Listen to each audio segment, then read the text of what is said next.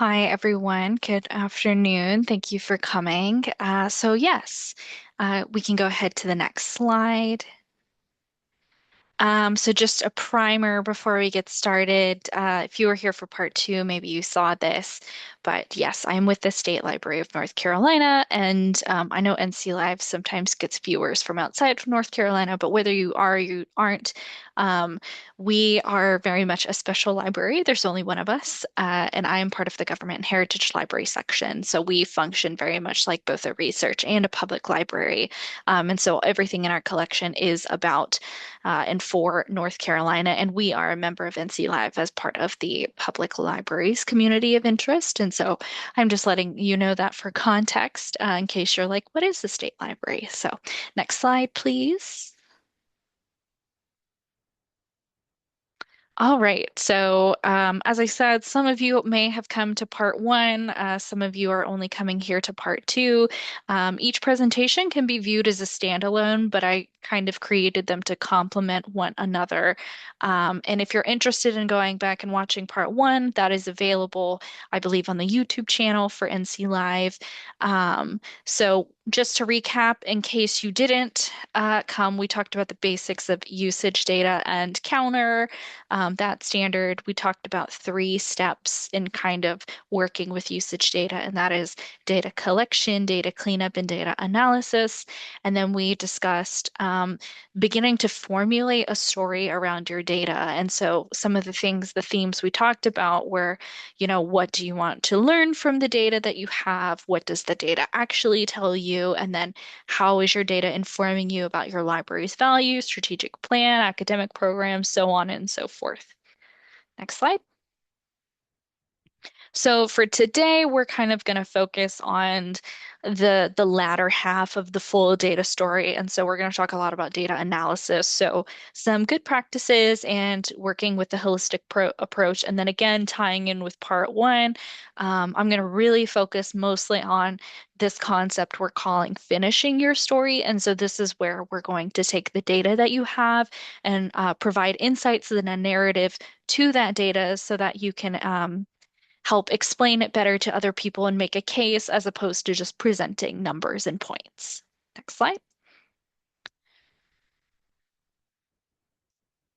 So we're just going to get started with a short poll. I'm curious to see how often do you use usage statistics in your library to inform collection decisions?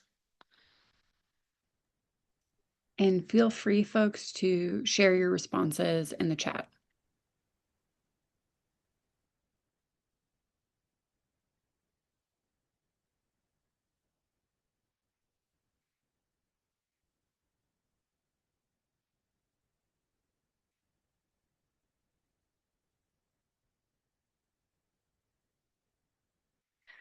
All right. We're not going to spend too much time on this, but I see some responses rolling in. Feel free to keep going as I'm talking. But we're seeing some quarterly, annually before renewing subscription. So that is also probably annually once a year. Yeah, that's pretty common. And at least for us at our library, we're also kind of around the once a year. But we'll talk a little bit more about that schedule later and how you might want to modify that as part of your greater data analysis techniques. So great. Thank you for responding. Let's go to the next one. Oh, we're already there. So some best practices for data analysis. The first thing you want to do is kind of figure out what data you're working with. So sometimes this just may be numbers, like number of searches. Sometimes this is categories. If you're thinking about like subject matter, for example, like very qualitative type data or a combination of both. A lot of times when you're talking about renewing subscriptions, you're thinking about multiple factors. And so you also, while you're looking at your data, whatever you have, you always kind of want to keep in the back of your mind what you want to know from that information.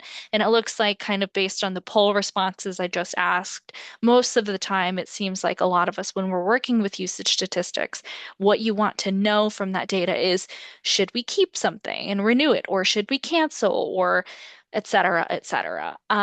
Something else you want might to do is start to try and identify patterns and anomalies.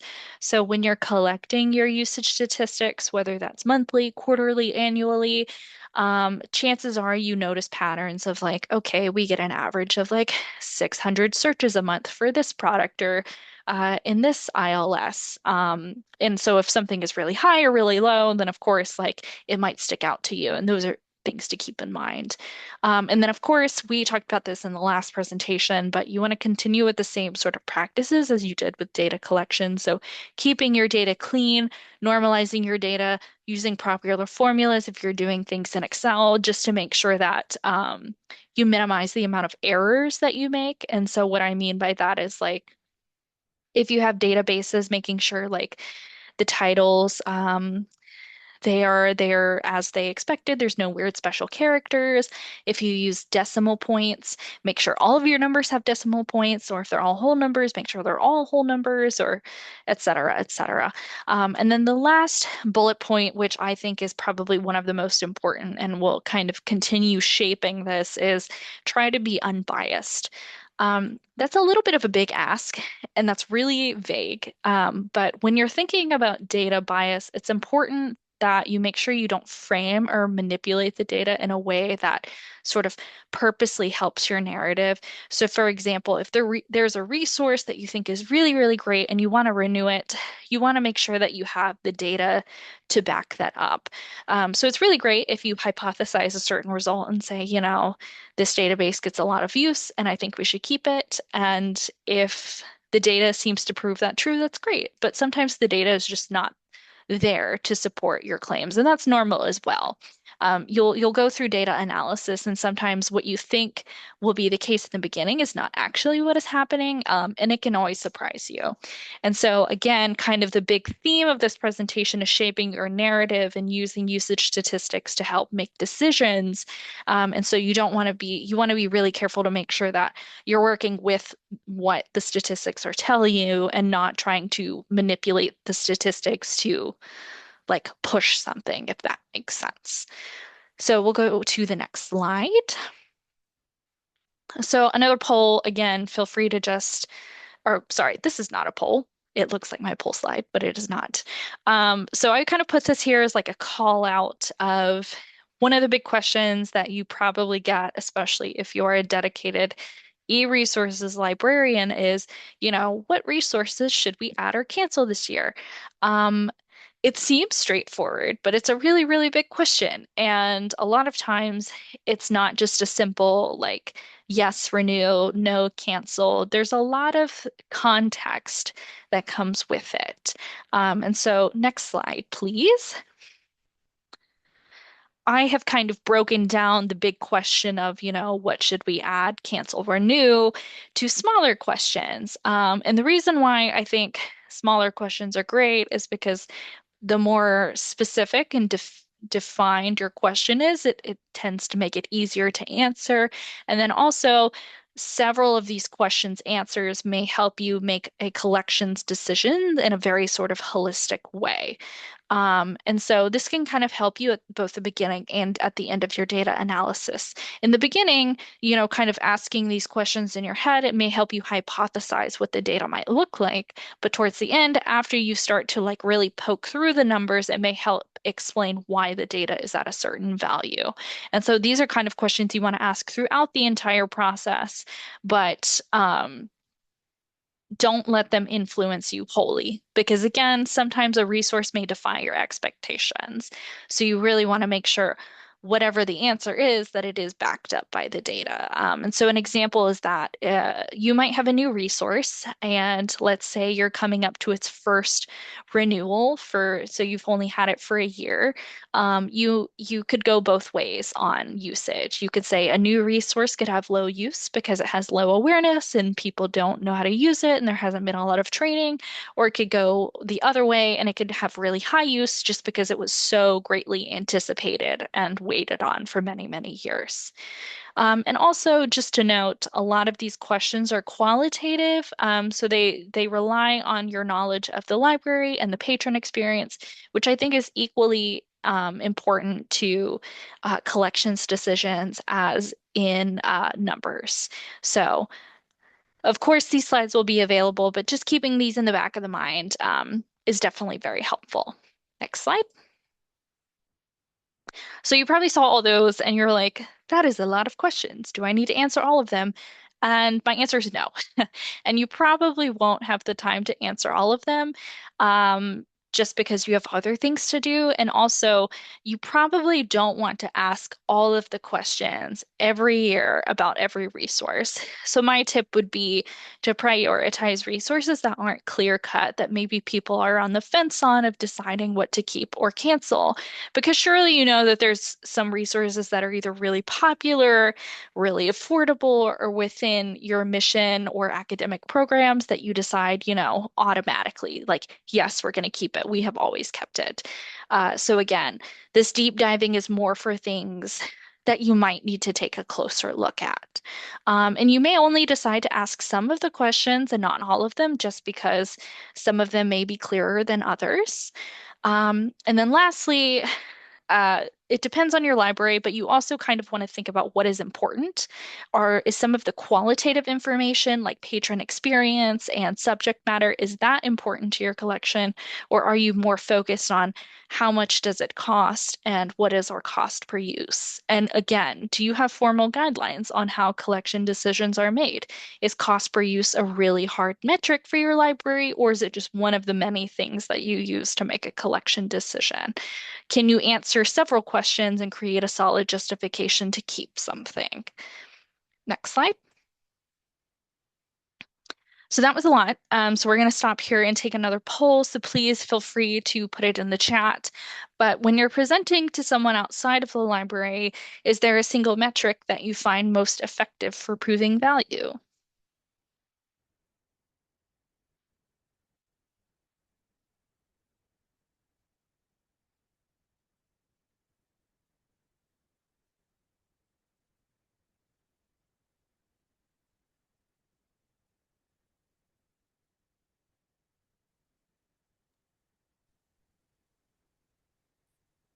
All right, yeah, we got a lot of page views, downloads, cost per article, cost per use. Super, super popular, and we'll continue talking about that one for sure. So let's go on to the next slide. So one of the things that you might be able to do to help kind of think about how to work with your data if data analysis still feels like a huge topic to you is breaking down your data to discussion using kind of this data context insight model. And so this is kind of like an isolated cause and effect line of thinking. So if you have a point of data, what's the context behind it? And then combine those two together. What can you learn? What is your insight from that? So an example I have here is that, let's say our data point is the database got 97 investigations last month. Okay. I don't know. Is 97 good? Is that bad? Is that high? Is that low? Is that more than the month before, or is that less than the month before? Just a number. So that's where the context comes in. This database, the investigations have increased by 25% since the last quarter. 2 months ago, a webinar that included this resource was held for the first time and was attended by 100 people. So that adds context to the data of saying, actually, 97 is higher than last quarter, and it is pretty good. And so our insight from that is we'll say, as a result of the webinar, the awareness of the resource has increased and more patrons are using the database. So hopefully that makes a little sense, and we'll do another one. So let's go to the next slide.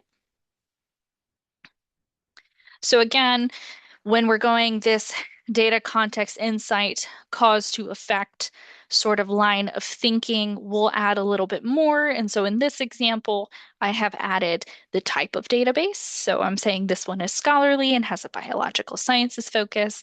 And we'll have a goal. So the question, like earlier, I was asking about what kind of questions are we asking? And so we'll say, are we canceling or renewing this resource? So the data point I'm giving here is this database has less than 10 searches per month, but it averages around 85 investigations per month. Again, Is less than 10 searches normal, good, bad, neutral? 85 investigations? We don't know. So the context behind it is that the audience of folks that usually use this database are researchers or state employees with related job duties to a biological science. And then another note to add to the context is that this audience and demographic is smaller than other populations or demographics of the library.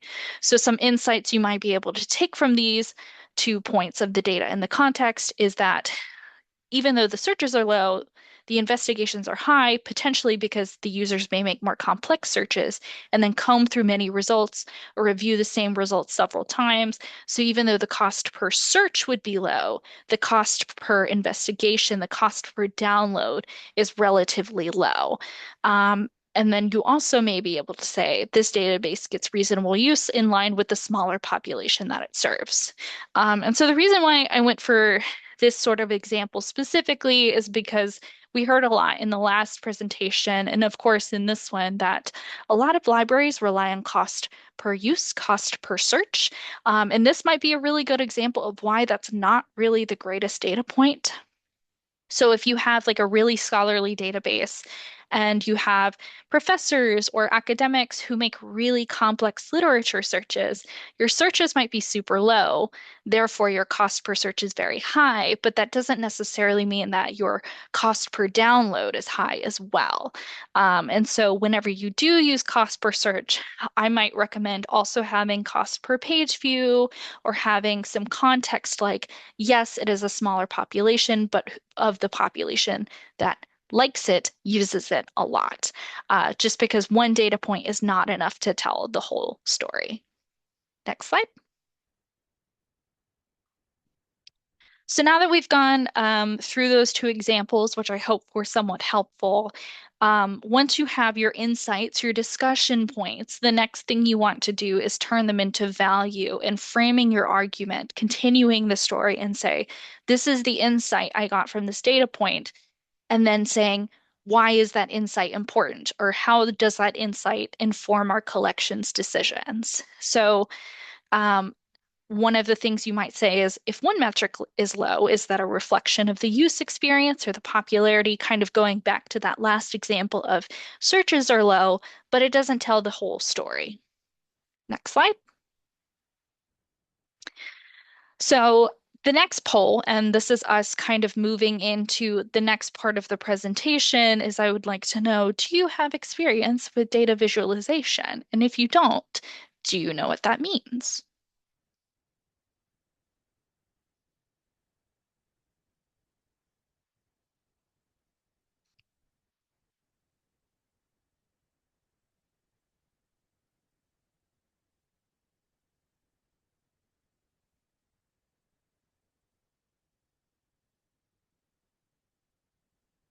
Okay, we got some in the chat, some a little minimal, some. Okay, great. So before we start to really talk about it, you may be like, why are we talking about data visualization? I really like it. It is not necessarily a requirement for data analysis, but I think it can help reinforce the points you're making. It presents your data in another way that might be more appealing or makes more sense to some people who might be more visual learners. And it can really emphasize key points in a way that a text document can't, which is why I really love to use it. So let's go on to the next slide. So the first thing you want to do when you're talking about visualization is that you want to choose the right one. Not all graphs and charts are created equal. Depending on the type of data you have, whether it's decimals, percentages, qualitative data like categories, if it's a chart that's represented over time, different types of charts handle different types of data better. So, for example, like pie charts are really good for parts of a whole because in a circle, all of those pieces of that pie would add up to 100. So percentages are really great for like pie charts if they add up to 100. Line charts are great for anything that is represented over passing time. Um, Diagrams, tables, there are more complex visualizations for anything that needs multiple points of reference or anything that has over 2 axes. Like, again, not not all of these are hard and fast rules, but you do want to make sure that you start to play around with the types of charts that you use because the chart you choose may go to our next point of scale, distortion, and forced perception.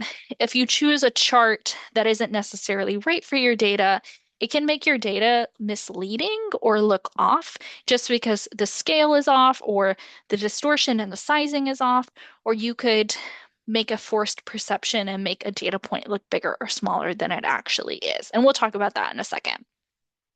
The other thing you want to do is you always want to keep your visual readable. Visuals are only good if they add, not if they detract. So if your visual is too distracting, too busy, then it's not really helping you.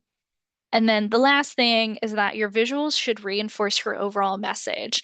You always want to make sure that your visual, again, is helping you and not hurting you. And part of that is by keeping it readable and making sure the data is represented properly. Next slide. So I thought the best way to kind of talk about visualizations is to kind of go through an exercise, because if you've never really made visualizations before, it can be really overwhelming to have like a table and then just to build it from scratch. So what I want to do is we'll just take 30 seconds in the chat to just point some things out about this chart that makes it ineffective, and we'll talk about why this chart is not the greatest. And you can also point out good things about this chart as well, good or bad. So we'll go ahead and do that.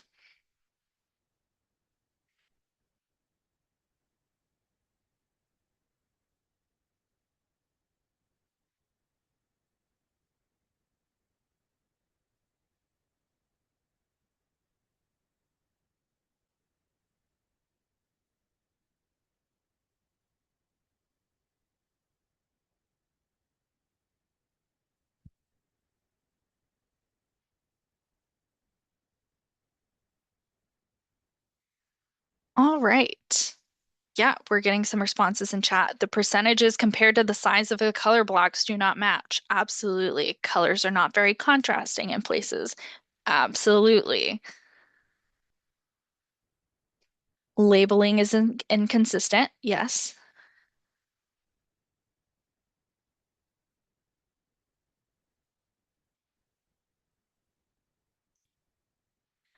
All right. Yeah. Feel free to keep putting things in chat. So I'm going to start talking through this though. So one of the things that I pointed out is what's good is that the parts do add up to 100. If you add up all the percentage points, they add up to 100, which is great. It's a pie chart, pies of a whole, but it doesn't really matter that they add to 100 because the scale is off. If you'll notice, fructose, the brown piece, it's at 38.5%. The next biggest piece is glucose at 31%. There's only a 7 point differential between fructose, the brown, and glucose, the orangey yellow, but fructose takes up half of the hexagon. So even though it's under 40%, it takes up 50% of the pie. And so that's what I mean by like scale is off and you're misrepresenting the data because that piece of the pie looks bigger than it actually is. And then something else I pointed out is the terms are very technical. And one thing I'll say about that is technical terms are not inherently bad, but you should know your audience. So like in this chart, for example, it's telling you the components of honey. Okay, why should I care? Or what is this telling me? Like I see that fructose is the biggest piece of the pie, but what am I supposed to learn? Like that's kind of the point here is what am I supposed to learn from this graphic?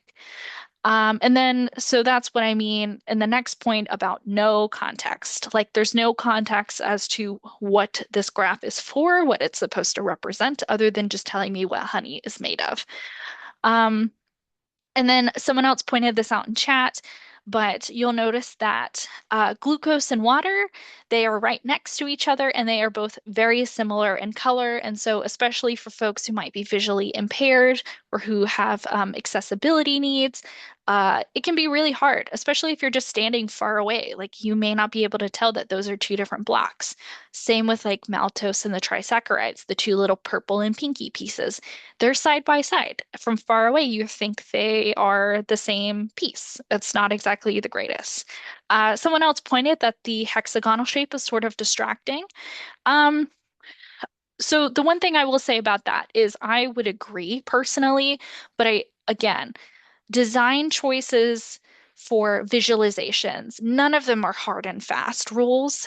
What's important about visualizations is making sure that, again, it is to scale and that you can see everything. But in general, I would agree, since you're expecting a pie chart, the fact that there are lines and vectors of a hexagon, it can make a piece look bigger or smaller than it actually is. So in this case, like, yes, a hexagon might be kind of distracting just because it's supposed to be a pie chart. So we'll go to the next slide. So this is one I made. It's not perfect, I will say that, but I do like to think it's a little bit better. And so just going through some of the things I pointed out in the last slide is we fixed the scale issue, and I just made this in PowerPoint. You can see now fructose and glucose are a lot closer in size as they should be, as they're only 7 points apart. And then we gave each item distinctive colors, so no two similar colors are side by side. Um, and then the labeling, again, not the greatest, but this is all I could do in PowerPoint. And then the big one I really want to point out here is what I did to add context. So I decided to add a callout box.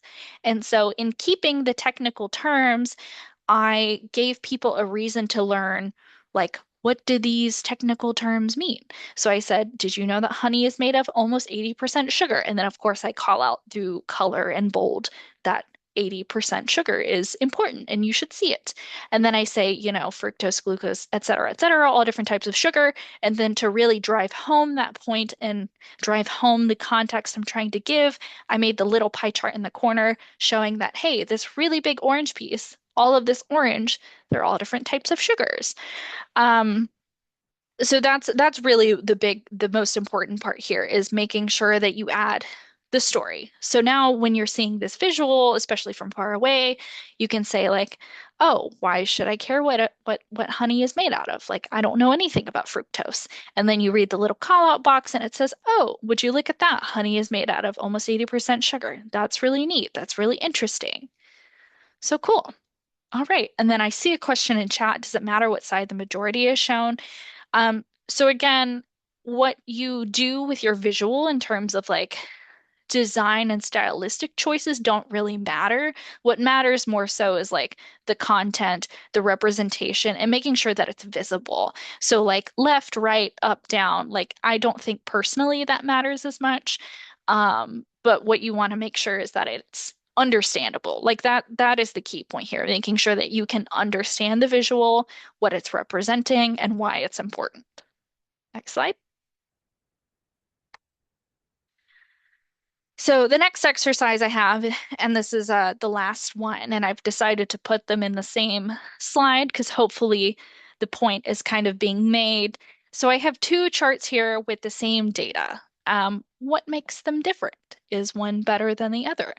Does anyone have an idea that they would like to put in chat? Do you prefer one or two? And do you maybe know why one is better than two or two is better than one?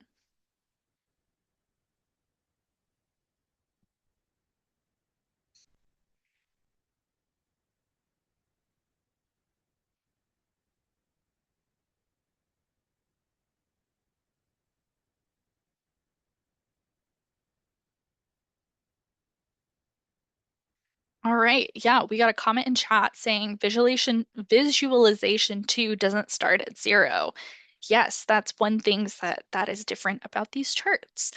Again, visualizations, there's no hard and fast rules about what is good and bad or what you have to or have you can't do. But the axes and the scale is off. Um, One is giving more context. Absolutely. So I personally would say the visualization one is better. And there's a couple different reasons why I would say that. And so one of them is the scale issue. So this chart is representing the unique sessions happening over a spring semester. And I made a typo there in the call out box. It's supposed to say sessions. Um, but you'll notice in the left visualization, the peak is more small. It's like a little hill, but in the right, it looks like a mountain, right? And generally, you don't want to exaggerate, but also undermine your data. But in visualization one, you could see there's only like a 200 point difference between the lowest and highest amount of sessions in a semester. And so, depending on your institution in your library, like the jump from 800 to 1,000 sessions, is that really big? Is that really small? So, again, context. And so, for the purpose of this example, I said, I don't think it's that big of a jump. And so part of the what the call out box is saying is 150 more sessions in April than March. Uh, again, what's special about April for academic libraries? Maybe it's exam season. You could probably stand to reason that exam season means that more people are using library resources, or people are like cramming for things, or writing final papers, et cetera, et cetera. Um, so this visual is sort of large and distracting in this example, but it kind of demonstrates the point of you do need to tell people what your visualization is trying to represent. And so that's kind of what the narrative box at the bottom is saying. So this year, our institution averaged 843 unique sessions a month. Most students access resources through off-campus remote authentication. So with that little sort of text box at the bottom, you could say, hey, maybe you're arguing for more staff or more IT infrastructure during the month of April because that's when exams happen. And it puts a strain on librarians and it puts a strain on IT because those resources are being used more than usual. And so you could say maybe that is a big jump. 150 is a big jump. It is still a jump. It is still a peak. So whether it's big or small is kind of subjective. But either way, you're still arguing like, hey, I'm calling out to you. Look at this jump in the data. Here's how I'm explaining the jump in the data. And here's what we should do about that jump in the data. So again, your chart should always kind of convey that data, context, insight, cause to effect. So you always want to have your what happened. And so our what happened here is our jump in sessions during April. And then our context is exam time is usually in April, and then your insight and or your so what, why should I care is, well, it puts a strain on librarians and IT, and therefore we need more resources next April, et cetera, et cetera. So hopefully that helps a little bit. We'll move on to the next slide. So we're getting towards the end of the presentation here, and I know I've just kind of talked a lot at you. And so one way I thought we could wrap this up is I'm giving homework ideas. And so this is mostly to help you use what we've talked about in this presentation and apply it to your own library because it's really hard sometimes, I think, to just jump into data analysis and data visualization. Like you definitely need to have a goal because if you don't have a goal, you just get lost. Like within all the numbers and all the dates, like it can just be really, really easy to get lost. So I have three different suggestions here. And so one of them is identify a low usage resource in your local collection. So that could be something maybe you're debating on canceling this fiscal year. And maybe it's something that has consistently low usage and you're not sure how to get it up. Um, and so after you identify that resource, find one thing, one data point that would support in keeping it or renewing it, and then write a short narrative, a value statement to support your decision. And then as extra credit, you could create a plan to increase that usage, whether that is training or webinars or promotion and outreach. The next thing you could do is just choose a previously reported data point. So maybe you want to take the total number of searches or page views or whatever from your last year and then create a visualization using that 3 point kind of what happened, why, so what data context insight framework. The last thing you could do is you could just pick one resource to do a deep analysis on, ask as many questions as you can from earlier, and then create a statement or visualization based on your findings.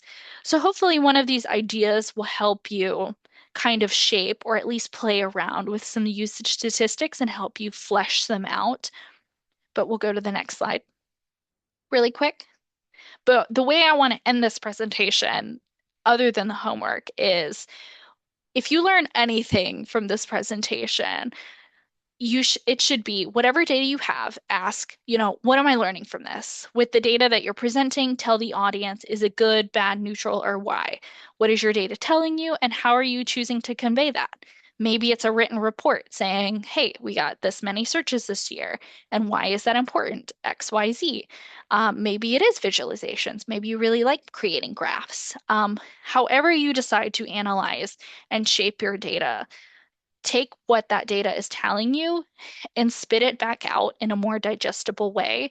And then your data will become so much more valuable to you. If you can pull insights from your data points, then it will be so much better to be able to argue to folks both inside and outside of the library the value of the resources that you are in charge of. Next slide. So I know I talked really fast, but that is all I have today. I am ready for questions. Of course, you may put them in the chat. Devin will be moderating if you'd like to take that away. Yeah, thank you so much, Anna. Folks, please feel free to share your questions in the chat.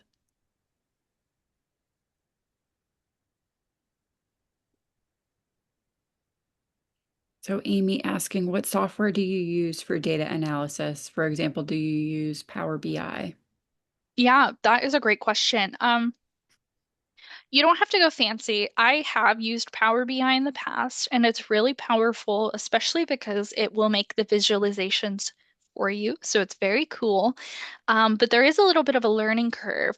But honestly, you can do a lot with good old-fashioned Excel.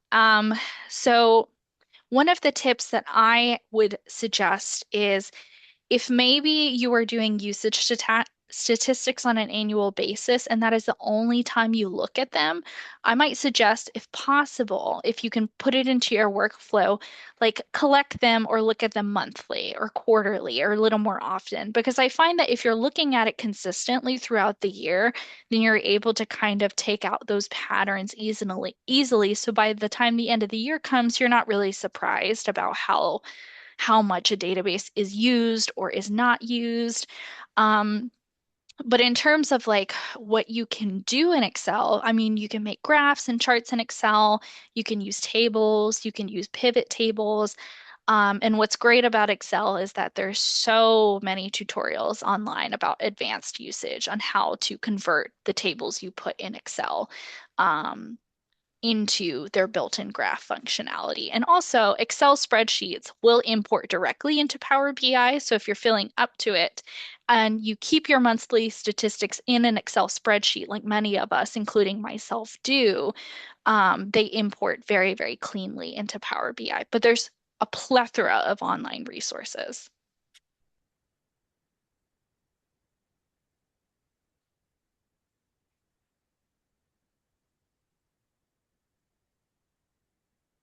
Kate asking, do you have a strategy for adjusting the data points you use and explaining it to others? For example, switching from item investigations to chapter or book requests for ebooks, given the adjustment in Counter 5.1.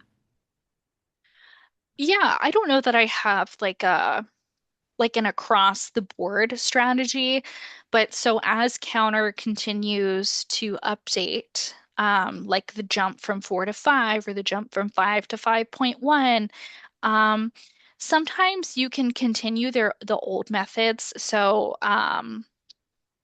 where you're manipulating the data in post, so doing adds and subtractions and multiplications and things like that to kind of present the data in the same way. So, like adjusting the data manually is one method, just to make sure you're spitting out the same result. Or sometimes, like if reporting standards change, like sessions, for example, were in Counter 1, but they're not part of Counter 5, but people still like to collect them, like just telling people or just giving context of like, hey, like this resource doesn't report on sessions because it's not part of like Counter 5 and therefore we don't have it, or saying, and just kind of giving context to those data points, I think goes a long way.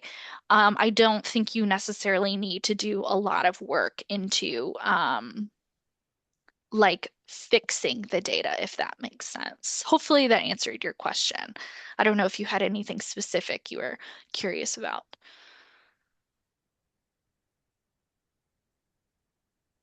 Nice. Awesome.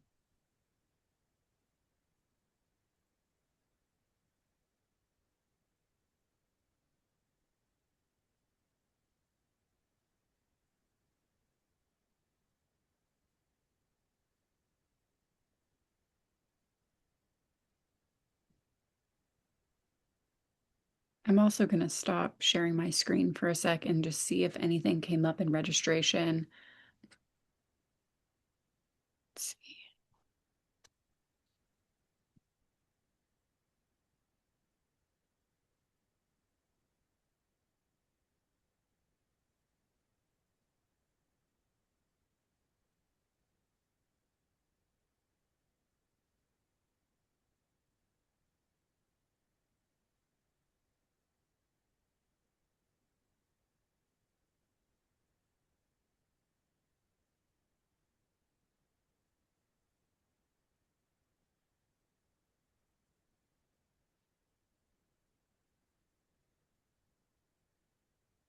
Okay, it looks like we got a question from about cost per use in the first webinar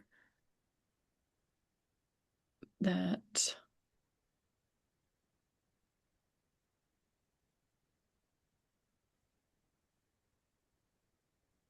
okay.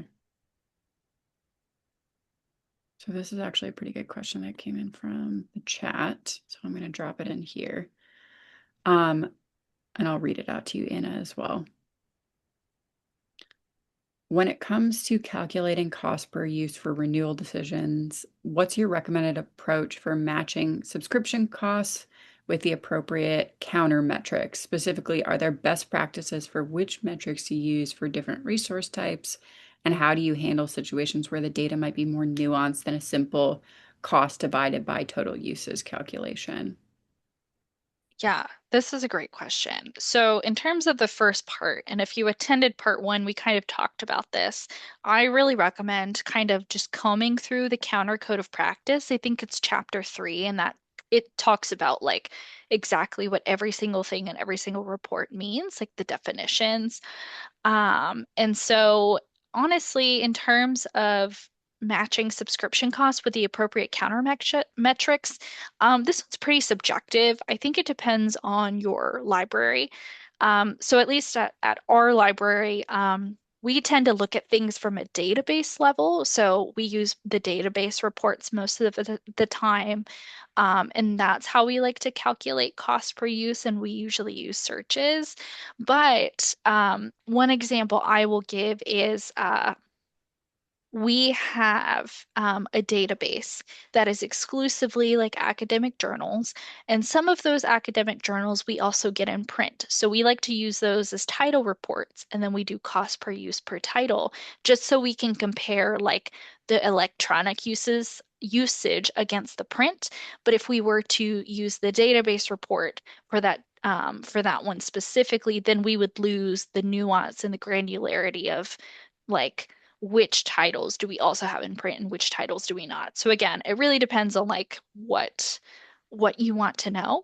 So at least for us, like the database level is good enough. But if you have like a lot of academic journals or you have a lot of redundancy from electronic to print, or like maybe you notice in one of your databases like some of the content is really popular and some of the content is really unpopular, then going to a more granular sort of counter metric might be for you. But again, like it just depends on what you need and what you want to know. In terms of the second part of the question, let's see, best practices for which metrics to use for different resource types. Again, kind of same thing about different resource types. It really depends on your library and how you use those items and if they get a lot of use or not a lot of use and what you want to know. We talked about in part one, data collection. Generally, if you're new to data collection, it can be helpful in the beginning to collect more than you think you need because that information might end up being helpful for you. So, one thing you could do if you're not really sure what you want is you could get the counter metrics for both the database level and the item level and the item level, and then you can decide, okay, which one gives the clearest picture, which one informs you the most about how things are used, because it might really be the case of like one subject or one part of a database is loved and used a lot, and another part is not used, and that might give you a greater picture than just kind of bunching it all together. And then kind of the last thing they asked about how do you handle situations where the data might be more nuanced than a simple cost divided by total uses calculation? And I would point back to the slide of all of the little questions you could ask, and you might be able to say like, "Hey, cost per use is low, like cost per search is low. However, cost per page views is pretty normal or pretty high," or you know, you may ask some qualitative questions about saying like, the cost per use is pretty high, but no other institution around us offers a database like this, or we are the only institution that offers the database in the subject area, or it's really important to this academic department's research, and therefore, even though it's more expensive, we shouldn't get rid of it. Like asking other questions and having those responses to those other questions can help like outweigh like a bad cost per use metric, if that makes sense. Awesome. There is another big question that I'm about to drop in the chat from registration about Counter 5.1 reports. Um, so what are the best Counter 5.1 reports to determine cost per use slash download? Oh, yay. I'm so glad, Alyssa, that that was your question. Um, so what are the best Counter 5.1 reports to determine cost per use slash download for books and journals? Is it better to use Counter TR underscore J1 for journals or Counter TR underscore BI for journals, or is it better to download the TR report and then filter or use pivot tables for cost per use and download? And Yeah, then, yeah, lastly, if automatic harvesting via Sushi is set up, which counter reports are best to determine cost per use for books and journals? yeah. So unfortunately, I don't have a lot of experience in journals just because we don't really have that many. And so that's why when I was talking about the last question about how we just, instead of a database report, we go title report. Um, what my suggestion would be then, just because I don't have the expertise on the TRJ one versus the TRB one, is to get both reports and then see what it tells you and make kind of a comparison of like what's good about this report, what's good about this report, what is this report telling me, what is the other one telling me, and then just kind of see what sort of information you can glean with that using like data point context insights. So sorry if that's not super helpful, but unfortunately, that's not really, I don't have a lot of experience in that. But answering the second part of your question of like, is it better to download the report and then filter or use pivot tables for cost per use? Because 5.1 includes OA stats. Generally, so what I've done in the past is so I'm collecting like the counter reports, whether or not you have sushi and you're harvesting those automatically. There are still some reports I get manually just because like we have some vendors that don't follow the counter standard and therefore sushi doesn't isn't compatible with them. So if there's something that uh sushi, like you don't have something set up, maybe just collect it manually for a few months and find if it's helpful. And if it is, you can set it up in sushi. And if it's not, then you don't have to keep it. You don't have to collect it.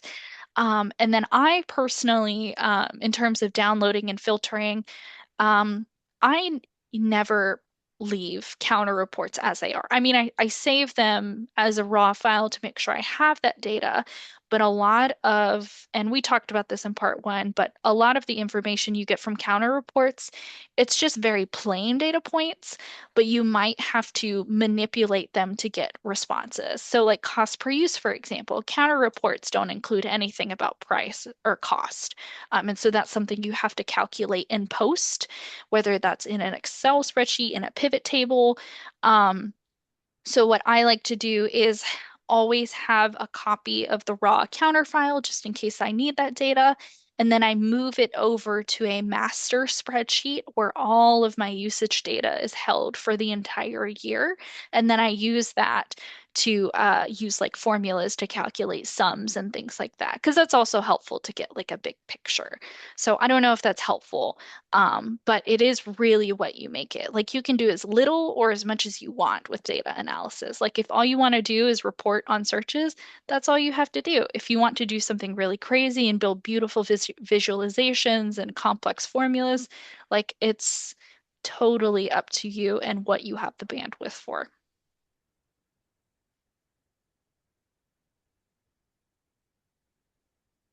Nice. Any other questions, folks? Feel free to submit them in the chat or in mute if you'd like.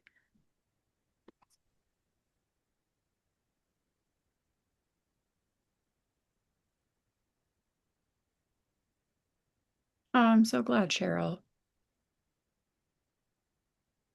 This question I'm going to drop in the chat and just see. So, which stats are most important to stakeholders when presenting collection development plans? Kind of in your perspective, Anna. Yeah. Well, in my perspective, again, I think it really depends on the li your library and what you're going for. A lot of people talk about cost per use just because, like, everyone is used to working within a budget. Budgets are tight, they are always tight. And so having to cut or keep something is always like a really big question and something you always have to ask because if you can, like, save money or get a cheaper alternative, then most of the time, like, that's just what you're having to do. So that is always really important. But a lot of times, if something is maybe a little expensive or, it gets low use, like one of the things that we always try to argue, and I think is really important with collection decisions, is um, like the scope. So again, is this database really important to an academic department? Is it really relevant to research, or is it really well loved because like it's information they can't get elsewhere? Um, are you the only institution that has access to this database? Is it really hard to get and therefore like it's really valuable to people? How are patrons using it? Do patrons say they love it? If you're taking surveys, like if you ask them, should we keep it? Like some people say yes, some people say, I've never used it before. So most important, I think, is very like subjective, but I do still think, and I want to reiterate that you should definitely try to take multiple angles, like both qualitative and quantitative, and say, like, this is the big picture of this database. It is either affordable or not affordable, and then either or, whatever that response is, it is important to our mission. It is very like within scope.